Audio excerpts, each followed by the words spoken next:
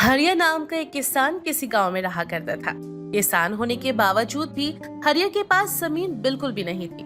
उसके पास एक टूटा फूटा मिट्टी का घर था, जिसमें उसकी पत्नी राधा उसके साथ रहा करती थी। उसने इस कच्चे घर में कुछ तोरी और खीरे की बेल लगाई हुई थी, जिससे बाजार में बेचकर हरिया थोड़े बहुत पैसे कमा लिया करता। ऐसे एक दिन राधा हरिया से बोलती है, सुनिए जी, आप कोई काम की तलाश कीजिए ना। कब तक हम ऐसे ही तोरी और खीरे के सहारे अपना जीवन जी पाएंगे? मैं कोशिश तो हर दिन कर रहा हूँ राधा, पर क्या करूँ, किस्मत ही साथ देना नहीं चाहती है।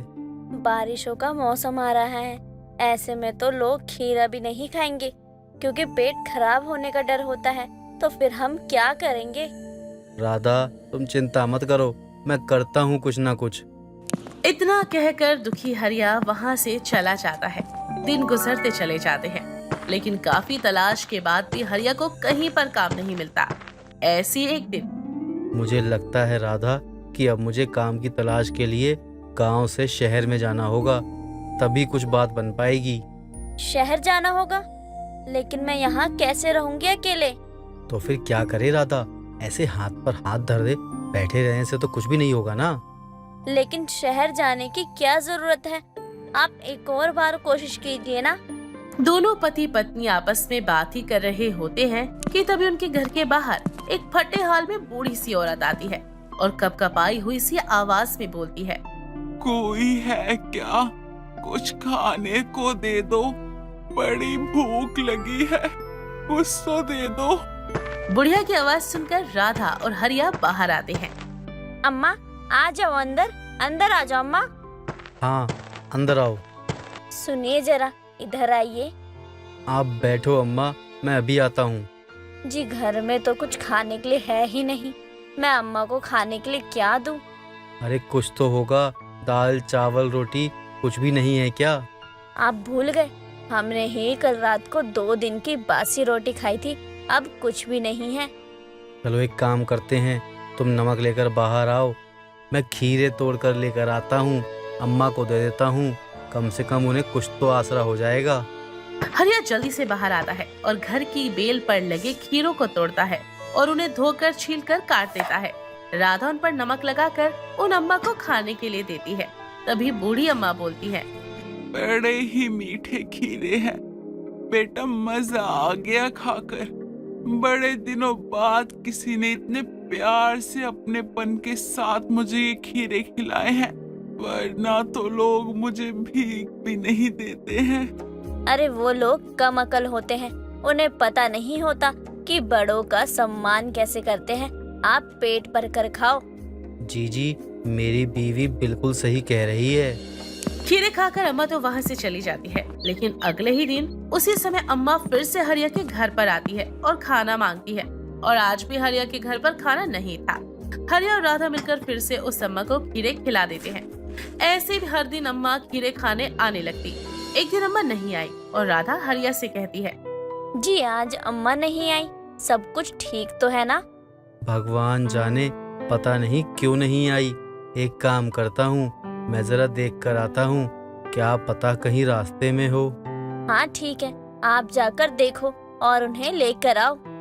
हरिया अम्मा को ढूंढते हुए घर से निकल जाते हैं और जंगल में पहुंच जाता है, जहां उसके कानों में एक आवाज आती है, आ गए हरिया तुम? कौन बोल रहा है? किसकी आवाज है? चले आओ हरिया, इसी दिशा में आगे चले आओ। आवाज के बताए अनुसार चलते हुए हरिया एक पेड़ के पास पहुंचता है, जहां एक सुंदर सी अप्सरा जैसी स्त्री खड़ी हुई थी, जिसे देखकर हरिया बोलता है, आप कौन हैं और आप मुझे कैसे जानते हैं, और आपने मुझे यहाँ क्यों बुलाया? मैं वही हूँ जिसे तुम हर दिन अपनी बेल के खीरे खिलाते हो। आप वो बूढ़ी अम्मा हैं, लेकिन आप तो। चौंक गए मेरा रूप देखकर?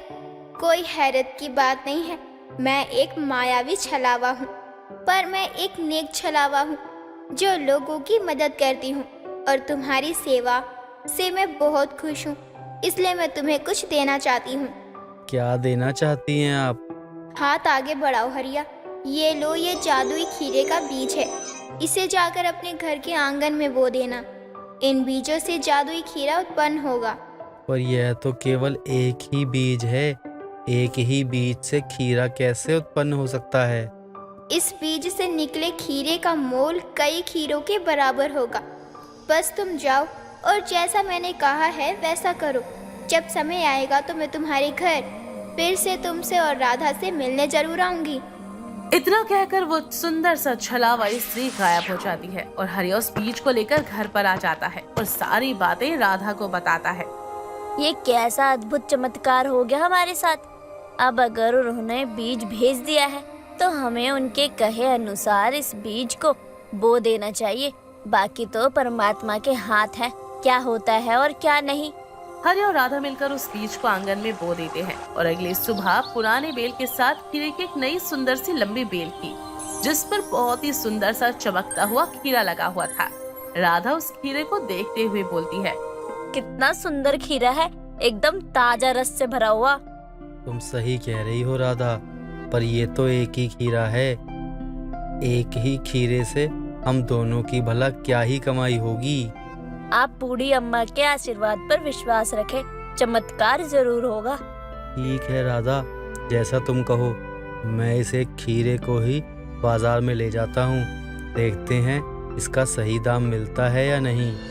खीरा लेकर हरिया बाजार में जाता है। तभी एक बड़ा साहूकार हरिया के पास आता है और खीरे को देखकर आकर्षित हो जाता है और काफी अच्छे पैसे देकर वो एक खीरा हरिया से खरीद लेता है। हरिया खुशी खुशी घर आता है और राधा के हाथों में पैसे रखते हुए बोलता है, अरे राधा, आज तक जितना सब खीरा बेचकर पैसा नहीं मिला, उतना उस एक खीरे को बेचकर पैसा मिल गया। ऐसा लगता है जैसे ये खीरा उस साहूकार को अपनी ओर सम्मोहित करके बुला रहा था। साहूकार ने बिना मोल भाव किए खुद ही अपनी जेब से रुपए निकाल कर दे दिए और खीरा ले लिया। ये तो बहुत अच्छी बात है। आखिरकार बूढ़ी माँ का आशीर्वाद हम सब पर बरस ही गया। ऐसे अब हरिया उस बेल पर लगा हुआ जादुई खीरा तोड़कर उसे बेचकर अच्छी रकम ले आया करता था। धीरे धीरे जादुई खीरे की मदद से उनके हालात सुधरने लगे थे।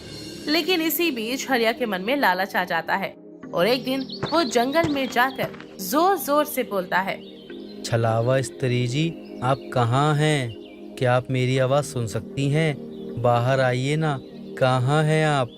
क्या हुआ हरिया, तुम यहाँ पर मुझे ढूंढते हुए क्यों आए हो? मैं आपसे कुछ कहना चाहता था। हाँ बोलो, क्या बात है हरिया? क्या तुम जादुई खीरा पाकर खुश नहीं हो? अरे मैं तो आपसे बहुत खुश हूँ, लेकिन मेरी तरह मेरा एक दोस्त है, वो भी बहुत बड़ी मुसीबत में है। मैं चाहता था कि आप एक दो बीज मुझे और दे देती तो मैं उसकी मदद कर देता। अच्छा, सच में यही बात है हरिया? हाँ, मुझे मदद के लिए बीज चाहिए, कृपया करके मुझे दे दीजिए। अच्छा ठीक है, मैं तुम्हें बीज दे देती हूँ। जादुई छलावा स्त्री अपनी शक्ति से कुछ बीज हरिया के हाथों में रख लेती है और वहाँ से गायब हो जाती है। वो बीज पाकर हरिया वापस आता है और बोलता है, अब आएगा मजा। पहले तो मेरे पास बस एक ही जादुई खीरा था, लेकिन अब मेरे घर में हर दिन बहुत सारे जादुई खीरे होंगे। अब तो मैं माला माल हो जाऊंगा। तभी वहाँ पर राधा आती है और हरिया जल्दी से बीजों को छुपा लेता है। क्या हुआ जी, कुछ छुपा रहे हैं क्या आप? अरे नहीं नहीं, मैं क्यों कुछ छुपाने लगा, कुछ भी तो नहीं है। ठीक है, मैं कह रही थी कि खाना तैयार है तो आप खाना खा लीजिए। हाँ ठीक है, तुम खाना परोसो, मैं हाथ धोकर आ रहा हूँ। राधा चली जाती है। हरिया जादुई खीरे के बीज को अपनी जेब में डालता है। खाना खाकर दोनों पति पत्नी सो जाते हैं और आधी रात को हरिया उठकर जमीन में जादू के बीजों को बो देता है और अगली सुबह लालच भरे मन से उठकर बोलता है, अब तो मेरे घर के आंगन में बहुत सारे खीरे लगे होंगे। आज से तो मैं बहुत सारे पैसे कमाना चालू कर दूंगा। हरिया जैसे ही घर के बाहर जाता है तो सामने का नजारा देखकर उसके होश उड़ जाते हैं और वो माथा पीटते हुए बोलता है, ये क्या हो गया? अरे राधा, जल्दी बाहर आओ, हम लुट गए, बर्बाद हो गए। जी क्या हो गया, आप ऐसे क्यों बोल रहे हैं? अरे वो देखो। राधा देखती है कि जादुई खीरे की बेल अब सूखकर सड़ चुकी थी, उस पर एक भी नया खीरा नहीं था। ये सब देखकर राधा बोलती है, ये सब कैसे हो गया? कल शाम तक तो सब कुछ सही था, फिर रातों रात। तभी वो खूबसूरत छलावा स्त्री बुढ़िया वाले रूप में राधा और हरिया के घर आती है और बोलती है, हरिया, तुझे क्या लगा था तुम मुझसे झूठ बोलेगा और मुझे पता भी नहीं चलेगा? मैंने कहा था ना कि मैं एक छलावा हूँ, मैं हर जगह हो सकती हूँ। अम्मा की बात सुनकर हरिया सारा सच राधा को बताता है। तभी राधा हाथ जोड़कर माफी मांगते हुए बोलती है, हमें माफ कर दीजिए। मेरे पति ने लालच में आकर बहुत बड़ी गलती कर दी। मुझे नहीं पता था कि मेरे पति कुछ ऐसा कर रहे हैं। कृपया करके सब कुछ पहले जैसा कर दीजिए। राधा के साथ साथ हरिया भी अपनी गलती का पछतावा करता है और छलावा से माफी मांगता है, जिसके बाद छलावा उन दोनों को माफ कर देते हैं और अपने जादू से वो बेल को फिर से हरा भरा कर देती है। और अब कभी हरिया जादुई हीरे का लालच नहीं करता, जितना मिलता उससे अपने पेट भर के सब्र कर लेता। बेलापुर गांव में मंगरू अपनी पत्नी आशा के साथ रहता था। मंगरू खेती कर अपना गुजर बसर कर रहा था। इस बार मंगरू ने अपने खेत में लहसुन की खेती करी थी और उसे खेती से मंगरू ने बहुत उम्मीद लगाई थी, क्योंकि मंगरू के ऊपर काफी सारा कर्जा था। एक रोज मंगरू खेत में पहुंचता है और अपने लहसुन की फसल को देखकर खुद से कहता है, इस बार की लहसुन की फसल तो अच्छी खासी हुई है। अगर बारिश ना हुई तो मुझे इस बार काफी अच्छा मुनाफा होगा। हे प्रभु, बस कुछ दिन और इंद्रदेव को मना लो। मंगरू खुद से बात कर ही रहा होता है, तभी उसका पड़ोसी दीनदयाल उसकी बातें सुन लेता है और वो मंगरू से कहता है, अरे सही कह रहा है मंगरू, तो इस बार तेरी फसल बहुत अच्छी आई है। देख जरा, पूरे गांव में एक तेरी ही लहसुन की फसल हरी भरी है, वरना तो पूरा गांव अपनी फसल को लेकर परेशान है। वैसे ऐसा क्या डाला था तूने अपने लहसुन की फसल में जो तेरे लहसुन की फसल इतनी ज्यादा अलग हुई है? ये सब तो मेहनत का नतीजा है दीनदयाल भाई, और भगवान ने चाहा तो इस बार फसल काटने से पहले बारिश ना हो बस। अरे सब अच्छा हो जाएगा, चिंता क्यों करते हो मंगरू भाई? पूरे गांव में मंगरू की फसल सबसे अच्छी थी। ये देखकर दीनदयाल को जलन होती थी। अब वो मुखिया के घर पर जाता है। मुखिया जी को मेरा प्रणाम। मुखिया जी, कैसे हैं आप? आपसे बहुत जरूरी बात करनी थी। और भाई दीनदयाल, क्या खबर लाया है गांव की? सब कुशल मंगल तो है ना, या किसी ने मेरे खिलाफ बगावत का फैसला लिया है? हाँ मुखिया जी, ऐसा ही समझ लीजिए। मंगरू आपके खिलाफ बगावत करने पर उतर आया है। कुछ दिनों में हो सकता है वो आपके खिलाफ खड़ा ही हो जाए। अच्छा, मैंने उसका क्या बिगाड़ा जो मुझसे बगावत करेगा? और करेगा भी तो मुंह की खाएगा। बता बता, क्या किया उसने? अभी अभी उसी के खेतों से आ रहा हूँ मैं। पूरे गांव में सबसे अच्छी लहसुन की फसल मंगरू की हुई है, और आपको बता देता हूँ, इस बार मंगरू को इतना मुनाफा हो जाएगा कि अगले साल तक वह आराम से बैठकर खा सकता है, और वो भी आपके कर्ज को चुकाने के बाद। अच्छा, तो ऐसी बात है। लेकिन तो चिंता मत कर। अरे पूरा गांव मेरे कर्जे के तले डूबा हुआ है, और उसे मैं कर्ज से उभरने नहीं दूंगा। तू बस देखता जा। दीनदयाल मुखिया के कान भरकर घर चला जाता है। ऐसे ही कई दिन बीत जाते हैं। अब फसल काटने का समय भी आ जाता है। एक रोज मुखिया के आदमी मंगरू के खेत के सारे लहसुन उखाड़कर मुखिया जी के घर ले जाते हैं, और अब ये बात मंगरू और उसकी पत्नी आशा को पता लगती है तो उनके पैरों तले जमीन खिसक जाती है। अरे, क्या आपने मुखिया जी को हमारे खेतों के लहसुन ले जाने के लिए कहा था? अरे वो तो हमारी मेहनत का नतीजा था, और आपने इतनी आसानी से सारे लहसुन मुखिया जी को बेच दिए। अरे नहीं नहीं भाग्यवान, कैसी बातें कर रही हो? मैं भला मुखिया जी को अपनी मेहनत की फसल क्यों दूंगा? जरूर मुखिया जी के किसी ने कान भरे हैं। अरे अरे, तुम रुको, मैं अभी मुखिया जी से बात करके आता हूँ। ध्यान से जाइएगा और ज्यादा बहस मत कीजिएगा। मुखिया जी को तो आप जानते ही हो ना, वो बिना बात के ही आपको बातों में फंसा लेंगे और अपने आदमियों से पिटवा देंगे। अब मंगरू सीधे मुखिया जी के घर पहुंचता है और वो देखता है उसके लहसुन की फसल की ढेर लगी हुई है। तभी वो उन लहसुन को देखकर भावुक हो जाता है और मुखिया से कहता है, मालिक, आपने ये सब क्यों किया? मैं गरीब आदमी, अरे लहसुन की खेती करके बड़ी मुश्किल से पेट पूजा कर रहा था। आपने ये अच्छा नहीं किया मालिक। अच्छा, तो तुम अब मुझे सिखाएगा कि मैंने क्या सही किया और क्या गलत। अरे मुखिया जी, ये फसल तो मेरी मेहनत की है, आपने इसे अपने आदमियों से क्यों कटवा लिया? अरे इसको तो बेचकर मैं अपना कर्जा चुकाने वाला था। अरे यही तो दिक्कत है, मुझे पैसों की कोई कमी नहीं। अरे मुझे तो लहसुन चाहिए थे, अब इसी को मैं घर में सुखाकर अपने घर के खाने में सालों साल इस्तेमाल करूंगा। चल ठीक है, तेरा कर्जा माफ, अब निकल यहाँ से। लेकिन मालिक, ये फसल आपके कर्जे के पैसे से 4 गुना ज्यादा पैसे में बिकेगी। ऐसे कैसे मैं घर चला जाऊं? आप ऐसे मत कीजिए, मैं आपके कर्जे के पैसे दे देता हूं। देख मगरू, सीधी और साफ तरह तुझे समझा रहा हूँ, चला जा यहाँ से, वरना टुकड़ों में भेजना पड़ेगा। निकल। ऐसा मत कीजिए, मुझ जैसे गरीब पर रहम कीजिए मालिक। मेरी बात सुनिए, मैं लुट जाऊंगा, बर्बाद हो जाऊंगा। घर में खाने को अनाज नहीं है। सोचा था फसल बेचकर 2-4 अनाज की बोरियां ले आऊंगा, लेकिन मालिक मुझ पर रहम कीजिए, मैं बर्बाद हो जाऊंगा। मुखिया मंगरू की एक नहीं सुनता और मुखिया मंगरू को वहाँ से अपने आदमियों से कहकर धक्के मारकर निकलवा देता है। अब मंगरू घर आता है और अपनी पत्नी के सामने फूट फूट कर रोने लगता है। मंगरू की पत्नी मंगरू को समझाती बुझाती है। तुम्हें पता है ना, मेरी आखिरी उम्मीद थी मेरी फसल, और मुखिया जी ने पता नहीं ऐसा क्यों किया।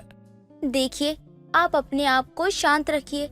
भगवान के घर देर है लेकिन अंधेर नहीं, वो जल्द ही न्याय करेंगे हम गरीबों के साथ। मुझे नहीं लगता कि भगवान आएंगे। अगर भगवान होते तो मुखिया जी कभी अपने आदमियों से मेरी फसल नहीं कटवाते। मैं अपने खेत पर जा रहा हूँ, तुम अपना ख्याल रखना। इतना बोलकर मंगरू खेतों में पहुंचता है और अपने वीरान खेतों को देखकर फूट फूट कर रोने लगता है और रोते हुए खुद से कहता है, यहाँ मेरी मेहनत का फल भी मुझे नहीं मिल रहा। मैं मेहनत करूं और बैठकर कमाए वो मुखिया। हे भगवान, तूने ये न्याय नहीं करा। मंगरू रो ही रहा होता है, तभी उसके कानों में आवाज आती है, तुम घबराओ नहीं, सच में तुम मेहनती हो, मैं तुम्हारे साथ हूँ। कौन है? कौन है? मैं कहता हूँ सामने आओ। अरे मैं तो तुम्हारे सामने ही हूँ, अपनी नजरें तो उठाकर देखो। जो कोई भी मुझ जैसे गरीब का मजाक बना रहा है, सामने आओ। मंगरू इतना कहता ही है, तभी एक जादुई लहसुन उसके सामने प्रकट होता है। उस लहसुन के चारों तरफ से प्रकाश निकल रही होती है। अरे तुम तो लहसुन हो, तुम बोल कैसे सकती हो? ये क्या हो रहा है? मैं पागल तो नहीं हो गया? बिल्कुल भी नहीं, तुम बिल्कुल ठीक हो, बल्कि मैं तो तुम्हारी मदद करने को आया हूँ। बताओ तुम्हें क्या चाहिए, मैं तुम्हारी हर इच्छा पूरी करूँगा। तुम सच में मेरी इच्छा पूरी करोगे? बिल्कुल, क्योंकि तुम्हारी मेहनत और लगन के कारण ही तो मेरा जन्म हुआ है। अगर तुमने मुझे बोया ना होता तो मैं आज तुम्हारे सामने नहीं होता। खैर, मांगो, क्या चाहिए तुम्हें? बस मुझे 2 वक्त की रोटी मिलती रहे, और क्या ही उम्मीद करूं। अब मेरे लहसुन की फसल तो जमींदार काट के ले गया। उसे बहुत उम्मीद लगाई थी, लेकिन सारी उम्मीदों पर पानी फिर गया। तुम अपनी फसल के कट जाने से थोड़ा परेशान हो, ये लो। इतना बोलते ही वो लहसुन अपनी जादू से पूरे खेत में हरे भरे लहसुन की फसल लहरा देता है, और दूसरी तरफ मुखिया के घर के सारे लहसुन गायब थे। अब जब मुखिया को पता चलता है कि जो लहसुन मुखिया ने मंगरू के खेत से कटवाए थे, वो लहसुन तो उसके घर से गायब हो चुके हैं, लेकिन मंगरू के खेत में फिर से लहसुन की फसल लग गई है। अरे मुखिया जी, आपको मैंने कहा था कि मंगरू की लहसुन की फसल को काट लो, लेकिन आप है कि सुन ही नहीं रहे हैं। पता भी है आपको, अभी अभी मंगरू अपने खेतों में लगे लहसुन को काटकर मार्केट में जाकर बेच कर आया है, और उस फसल से उसे बहुत ही अच्छा मुनाफा हुआ है। अरे मूर्ख, मैं तो मंगरू के खेत से सारे लहसुन की फसल कटवा लाया था, लेकिन अभी कुछ देर पहले ही मुझे पता चला कि सारे लहसुन गायब हो गए हैं। मतलब इस मंगरू ने ही चोरी करवाई है। अब देख, इसको तो सबक सिखा के रहूंगा। वह चोरी नहीं कर सकता, लेकिन सच तो यह है कि उसने अभी अभी ताजी लहसुन की फसल को अपने हाथों से काटा है, और उसे बाजार में जाकर बेच कर आया है। जरूर ये मगरू कोई जादू जानता है। ये देखकर मुझे बहुत आश्चर्य हो रहा है कि कुछ देर पहले जो फसल यहाँ थी अब वो यहाँ नहीं है, मगरू के खेत में है। मंगरू इधर बहुत खुश था क्योंकि जादुई लहसुन ने उसकी परेशानी जो दूर कर दी थी। लेकिन अब मुखिया अपने आदमियों के साथ मंगरू को मारने पहुंचता है। लेकिन जैसे ही मुखिया के आदमी मंगरू को मारने वाले होते हैं तभी मंगरू जादुई लहसुन को चुटकी बजाकर चालू कर देता है और मुखिया के दोनों आदमी अपने आप से ही लाठी से एक दूसरे को मारने लगते हैं। अरे तुम दोनों यहाँ क्या कर रहे हो? मैं तुम्हें मगरू को पीटने को कहा था। अरे एक दूसरे से क्यों लड़ रहे हो? अरे ये लोग क्या कर रहे हैं? सब ठीक तो है ना? हाँ हाँ, सब ठीक है। होगी इन दोनों की कोई आपसी रंजिश जिस वजह से लड़ झगड़ रहे हैं। अब देखते ही देखते दोनों एक दूसरे से मारपीट करने के बाद मुखिया को मारने दौड़ पड़ते हैं। मुखिया भी अपनी जान बचाकर भाग निकल पड़ता है। वहीं मंगरू ये सब देखकर जादुई लहसुन से कहता है, तुमने मेरा बहुत साथ दिया और तुम्हारा साथ देने के लिए तुम्हारा बहुत बहुत शुक्रिया। लेकिन अब मुझे तुमसे और कोई मदद नहीं चाहिए, क्योंकि अगर तुम ऐसे ही मेरी मदद करती रहोगी तो मुझे इस चीज की आदत लग जाएगी। बस तुम इतनी दुआ करना कि मुझे 2 वक्त की रोटी मिलती रहे। मैं चलता हूँ, लेकिन आपको कभी भी अब दिक्कत नहीं होगी। मंगरू जो कि ईमानदार और मेहनती था, उसकी मदद करने जादुई लहसुन खुद आता है। लेकिन कुछ वक्त के लिए मंगरू उसे अपने साथ रखता है और कुछ समय बाद ही उसे विदा लेता है, क्योंकि वह लालच नहीं करना चाहता था। मोहन रात को खेत में से काम करके अपने घर की ओर आ रहा था। रास्ते में जंगल झाड़ी थी। सियार जोर जोर से चिल्ला रहे थे। मोहन जल्दी कदम बढ़ा रहा था कि तभी उसकी चप्पल टूट जाती है। वो एक पेड़ के पास अपनी चप्पल ठीक करने के लिए बैठ जाता है। अरे ससुरी चप्पल, तुमको भी अभी टूटना था का? एक तो इतना अंधेरा है, ऊपर से सियार का बच्चा लोग ऐसे रो रहा है जैसे उसकी अम्मा का ब्याह हो गया हो। अब तो ये सुनकर हमारी हालत खराब होने लगी है। हे भगवान, हमको निकालो इससे, बचा लो हमका। मोहन जंगल के रास्ते से घर आ रहा था और वो पेड़ के पास बैठकर ही चप्पल ठीक करने लगता है। तभी उसे किसी औरत की रोने की आवाज आ रही थी।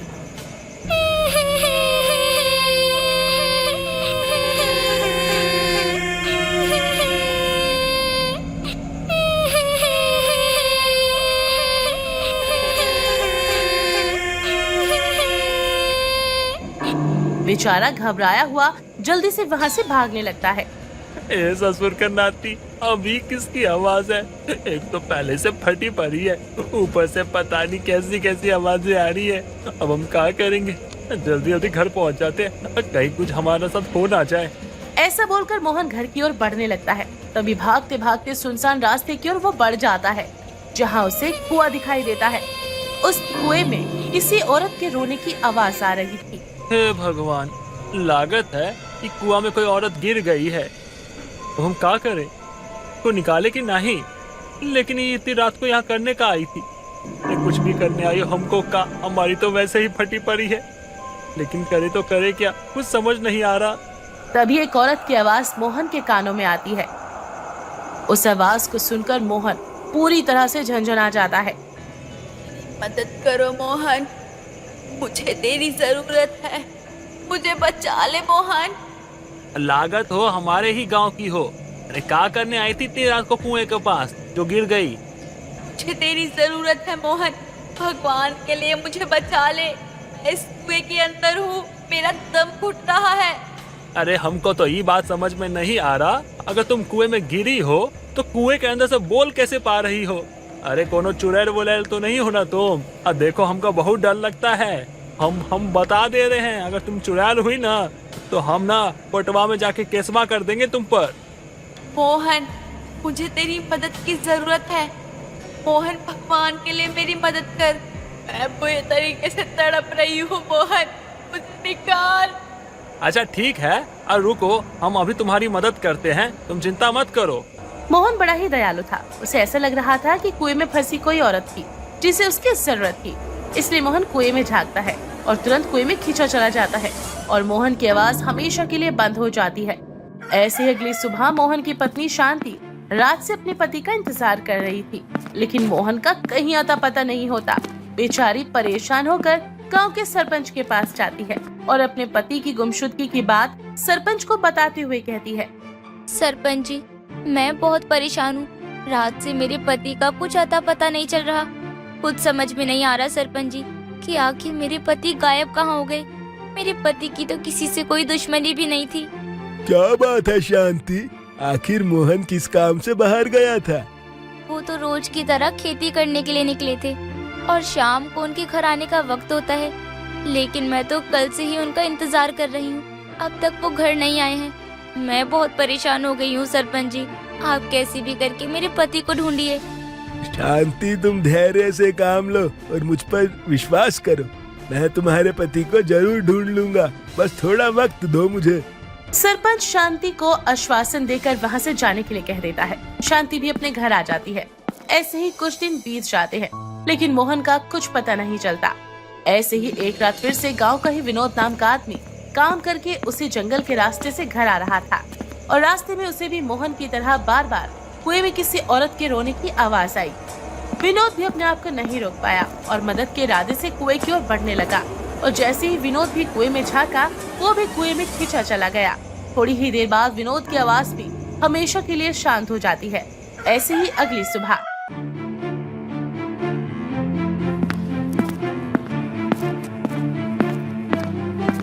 सरपंच जी, मेरे पति भी 2 दिन से लापता है। समझ में नहीं आ रहा है कि मैं क्या करूं। सरपंच जी, आखिर ये हो क्या रहा है गांव में पिछले कुछ महीनों से? धीरे धीरे लोग अचानक से गायब हो रहे हैं, वो भी सिर्फ और सिर्फ आदमी। आखिर ऐसा क्यों हो रहा है उनके साथ? देखो, मैं कोई जादूगर तो हूँ नहीं कि झट से पूछा सवाल और फट से जवाब दे दूं। अरे मैं भी तुम्हारी तरह इंसान ही हूँ, थोड़ा सा वक्त लगेगा भाई, मुझ पर विश्वास करो, मैं ढूंढ लूंगा तुम दोनों के पतियों को। कमला और शांति सरपंच से बात ही कर रही थी कि इसी बीच गांव में हल्ला होने लगता है। कुएं के पास से 2 लाशें मिली हैं। दोनों भागते हुए कुएं के पास जाती है तो देखते हैं कि वो लाशें किसी और की नहीं बल्कि विनोद और मोहन की ही हैं। दोनों की औरतें पूरी तरीके से रोने लगती हैं। हे भगवान, आखिर किसने ऐसी हरकत की है मेरे पति के साथ? ये दिन दिखाने से पहले भगवान जी, तूने मुझे अपने पास क्यों नहीं बुला लिया? अब मैं किसके सहारे जीऊंगी? मेरे 2 छोटे छोटे से बच्चे हैं भगवान जी, अब मैं कैसे उनका गुजारा करूंगी? तूने तो जीते जी मार दिया मुझे। भगवान जी, आखिर क्या पाप किए थे मैंने और मेरे पति ने जो हमें ये दिन देखने पड़ रहे हैं? हे भगवान, आखिर किसने मारा है मेरे पति? एक बार अगर मुझे उस कातिल का पता लग गया ना, तो मैं उसे जान से मार दूंगी। पति के जाने के बाद कमला और शांति दोनों का ही बहुत बुरा हाल था।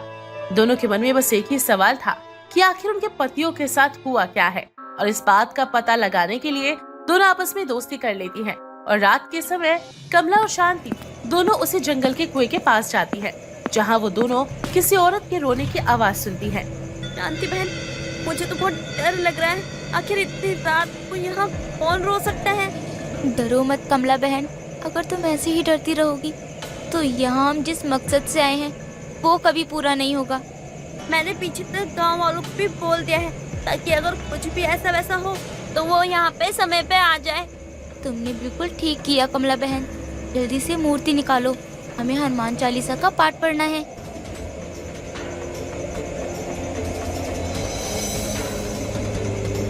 श्री गुरु चरण सरोज रज निज मन मुकुर सुधारी, वन रऊ रघुवर बिमल जसु जो दायक फल चारी।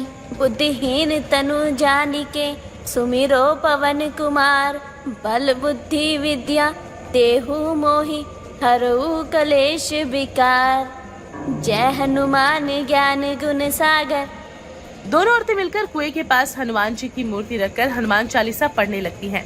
हनुमान जी का चालीसा पढ़ने से कुएं में बहुत बुरी तरह से हलचल होने लगी थी और कुएं में बहुत तेज रोने की आवाज आती है। भगवान के लिए इसे बंद करो, मुझे घुटन हो रही है, इसे बंद करो। जैसे मैंने विनोद और मोहन को मारा है वैसे मैं तुम सबको मार दूंगी। अपनी खैरियत चाहते हो तो इसे बंद करो और चुपचाप चले जाओ यहाँ से। देखो, जब तक तुम विनोद और मोहन को मारने का कारण नहीं बताओगी, तब तक हम तुम्हें ऐसे ही परेशान करेंगे। अगर अपनी खैरियत चाहती हो तुम, तो अभी के अभी हमारे सामने आओ और सारी सच्चाई बताओ, वरना ये हनुमान जी की मूर्ति इसी कुएं में डाल देंगे हम। शांति के इतना कहते ही उस कुएं से एक चुड़ैल बाहर आती है और वो चुड़ैल शांति और कोमल को रोते हुए अपनी सारी सच्चाई बताती है।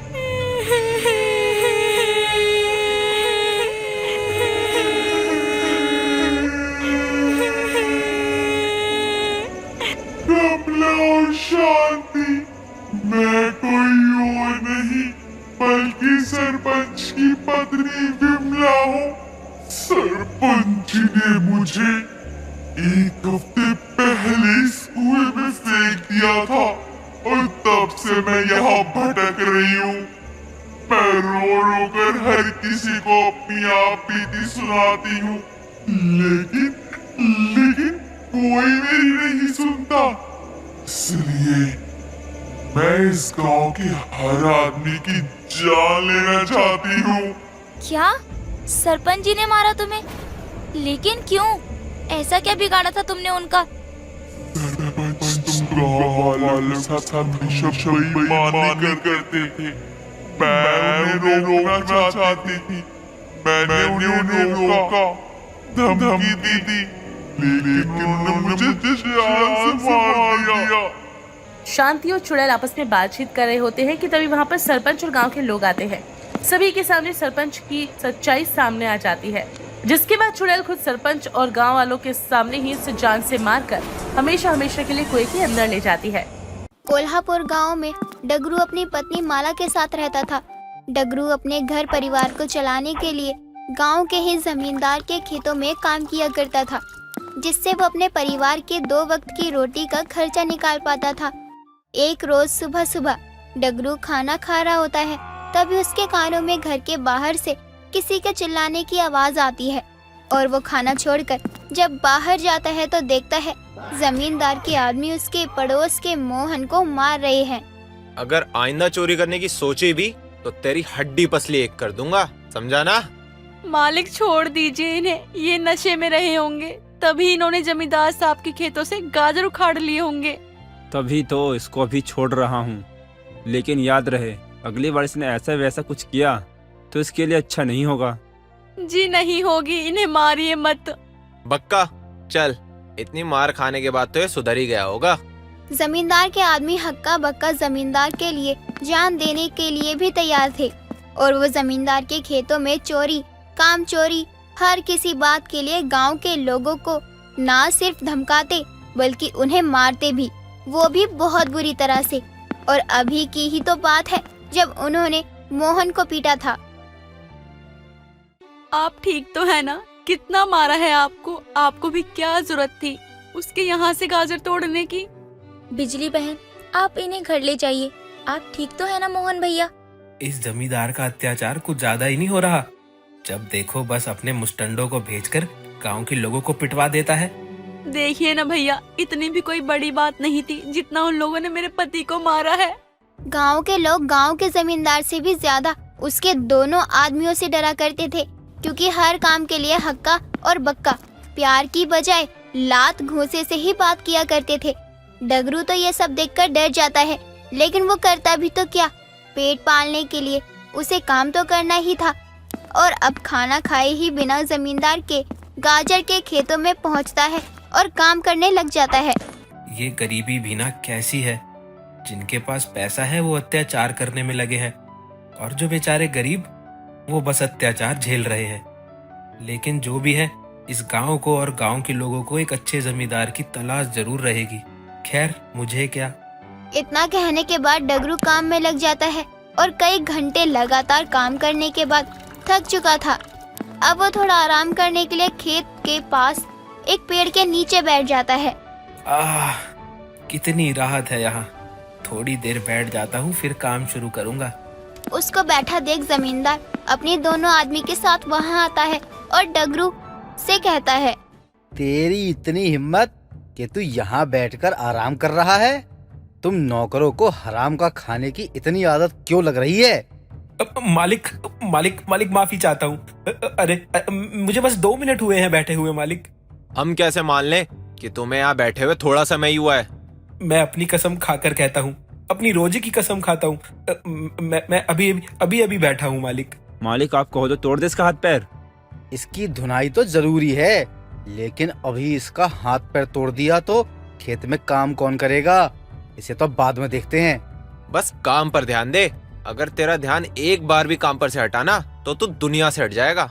डगरू अब डर से उठकर काम करने में लग जाता है। इधर जमींदार और उसके आदमी डगरू और खेत में काम करने वाले मजदूरों को धमकाकर चले जाते हैं। इधर देर शाम काम खत्म करके डगरू अपने घर जा ही रहा होता है, तभी वो रास्ते में मोहन को देखता है, जिसके सर पर हाथ पर पट्टी बंधी हुई थी, लेकिन वो बड़े ही प्यार से अपनी पत्नी को गिफ्ट का डब्बा दे रहा होता है। अरे ये क्या है? इसकी कोई जरूरत नहीं थी। आज का दिन तो इतना खराब था, मैंने कभी सोचा ही नहीं था कि आज के दिन ऐसा कुछ मेरे साथ होगा। आज ही के दिन तो हम दोनों जन्मों जन्म के लिए एक दूजे के हुए थे। मोहन भाई भी कितना प्यार करते हैं अपनी पत्नी से, इस हाल में भी अपनी बीवी को गिफ्ट दे रहे हैं देखो। और मैं हूँ बस सुबह शाम काम और काम। और माला के लिए कुछ लेना तो दूर की बात, उस बेचारी को समय भी नहीं दे पाता। मुझे भी उसके लिए कुछ लेना चाहिए वैसे। यही सोचता हुआ डगरू घर आ जाता है, लेकिन जब वो घर आता है तो देखता है गर्मी में उसकी पत्नी खाना बना रही है और उसके घर में आते ही उसके लिए मटके का ठंडा पानी लेकर आती है। माला सुनो, बैठो मेरे पास। तुम भी कितना काम करती हो। अजय छोड़िए मेरा हाथ, कोई देख लेगा। बिजली भाभी। लगता है गलत समय पे आ गई मैं, बाद में आती हूँ। अरे नहीं नहीं बिजली भाभी, आप एकदम सही समय पर आई हो। आइए ना अंदर। ये मैं गाजर का हलवा लेकर आई थी। आज मेरी शादी को पूरे 10 साल हो गए हैं, इसलिए हलवा बनाया था मैंने। बस 3-4 गाजर ही तो वो जमींदार के खेत से लाए थे, जिनके लिए आपने देखा नहीं उन्हें जमींदार के आदमियों ने कितना मारा। अरे रे, बहुत बुरा हुआ जो भी हुआ, लेकिन कोई बात नहीं, कभी तो टूटेगा ही उस जमींदार का घमंड। हाँ बहन, भगवान के घर में देर है, अंधेर नहीं। वैसे मुझे गाजर का हलवा बहुत पसंद है, ये तो मैं इन्हें खाने ही ना दूं, मुझे इतना पसंद है। डगरू पास बैठा ये सब सुन रहा था, और जब उसे पता चलता है कि उसकी पत्नी को गाजर का हलवा पसंद है, तो वो सोचने लगता है कि गाजर अगर वो जमींदार के यहाँ से लाया तो उसकी भी मोहन की तरह हालत होगी। और उसके पास इतना पैसा नहीं था कि वो अपनी पत्नी को कुछ अच्छा सा तोहफा ला कर दे। अब अगली रोज सुबह सुबह डगरू यही सोचता हुआ काम के लिए जमींदार के खेत में पहुंचता है, और काम करते हुए भी वो यही सोच रहा था कि वो अपनी पत्नी को ऐसा क्या तोहफा दे। मैंने तो माला से कितनी बार उसकी पसंद के बारे में पूछा है, लेकिन वो है कि बस घर की जिम्मेदारियों के बोझ तले दबी हुई है। कभी भी मुझे ये नहीं कहती कि ये चाहिए वो चाहिए। डगरू पूरे दिन खेतों में काम करने के बाद जब घर आने लगता है तो उसे उसकी पत्नी की बातें याद आ जाती है कि उसे गाजर का हलवा बहुत पसंद है। क्यों ना मैं इसमें से 2 गाजर माला के लिए ले जाऊं? और देखो जरा, ये गाजर कितनी मोटी ताजी है, इसमें तो मेरी माला के लिए एक कटोरा हलवा बन जाएगा। वो ये सोचकर जैसे ही उस गाजर को उखाड़ने लगता है, वो उसे देखकर हैरान रह जाता है, क्योंकि वाकई वो 4-5 गाजर के बराबर का गाजर था, जिसे वो लेकर घर ही आ रहा होता है। तभी उसे हक्का देख लेता है। उस वक्त वो डगरू से कुछ नहीं कहता, क्योंकि उसके हाथों में कई सारा सामान था, और वो जमींदार के घर की तरफ तेजी से निकल पड़ता है। इधर डगरू घर आता है और अपनी पत्नी को गाजर देते हुए कहता है, माला ये तुम्हारे लिए। वो क्या है ना, मैं तुम्हें कभी कुछ नहीं दे पाता। वो क्या है ना, मेरे पास पैसे ही नहीं बचते, तो जो मैं सोचता हूँ वो होता ही नहीं। मुझे आपके अलावा और चाहिए भी क्या भला, लेकिन आप ये गाजर कहीं जमींदार के खेतों से तो नहीं लाए? हाँ वो नहीं, हाँ वहीं से लाया हूँ। अब तुम गुस्सा मत करना प्लीज। तो अब मार भी खा ले। इतना कहने के बाद ही हक्का डगरू, जो कि अपनी पत्नी से बात कर रहा था, वो उसे बाहर खींच कर लाता है और लात मुक्के से मारने लगता है। लेकिन तभी जमींदार बक्का से कहता है, अरे जला दे इसका ये घर, मैं भी तो देखूं कैसे ये अगली बार चोरी करने की सोचता भी है। जहाँ एक तरफ माला अपने पति को हक्का के मार से बचा रही होती है, वहीं दूसरी तरफ बक्का डगरू के घर में आग लगा देता है और देखते ही देखते घर जलकर राख में बदल जाता है। अब माला खूब रोती और बिलखती है। ये सब सही नहीं किया जमींदार साहब ने। अब हम कहाँ जाएंगे, कहाँ रहेंगे? ये सब इस गाजर की वजह से हुआ है। इतना कहने के बाद माला उस गाजर को दूर फेंक देती है और अपने पति का सर गोद में रखे रो रही होती है। दोनों को अपने घर के जल जाने के बाद और कोई आस ही नहीं रह गई थी। वो दोनों ही पति पत्नी रोते हुए सो जाते हैं।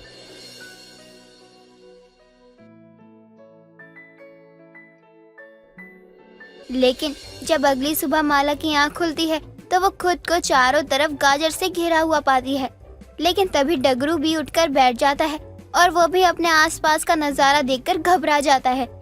तभी जिस गाजर को कल माला ने गुस्से में फेंक दिया था, उसमें से आवाज आती है, तुम दोनों मेरी वजह से मुसीबत में हो ना, अब मैं ही तुम दोनों को इस मुसीबत से बाहर निकालूंगी। नहीं नहीं, ऐसा नहीं है माला, ये सब तुम्हारी वजह से नहीं हुआ है। ये मैंने ऐसा नहीं कहा। अजी, ये गाजर बोल कैसे सकती है? तुम बोलने वाली गाजर हो? अरे लेकिन ऐसा कैसे हो सकता है? मैं बोलने वाली जादुई गाजर हूँ जिसे तुम कल खेत से लाए थे। गाजर बेहद ही अद्भुत थी, जिसमें से रोशनी निकल रही थी, जिसे बड़े ही हैरानी से दोनों पति पत्नी देख रहे थे। तभी जादुई गाजर उन दोनों से कहती है, कल यहाँ पर जो भी हुआ वो ठीक नहीं था। जमींदार और उसके आदमियों ने तुम्हारा घर भी जला दिया, लेकिन अब तुम घर की चिंता मत करो। यहाँ जितने भी गाजर मौजूद हैं, तुम उनसे अपना घर तैयार कर सकते हो। उसमें मैं तुम्हारी मदद करूँगी। आपका बहुत बहुत शुक्रिया। अब डगरू भी उस जादुई गाजर की बात मानकर गाजर से घर बनाना शुरू कर देता है और कुछ समय में ही डगरू और माला का गाजर का घर तैयार भी हो जाता है। कड़ी मेहनत के बाद माला और डगरू उस जादुई गाजर की मदद से अपना आशियाना बना लेते हैं और वो गाजर का घर बेहद ही सुंदर और अद्भुत बना लेते हैं, जिसे देखकर हर कोई हैरान हो जाता था।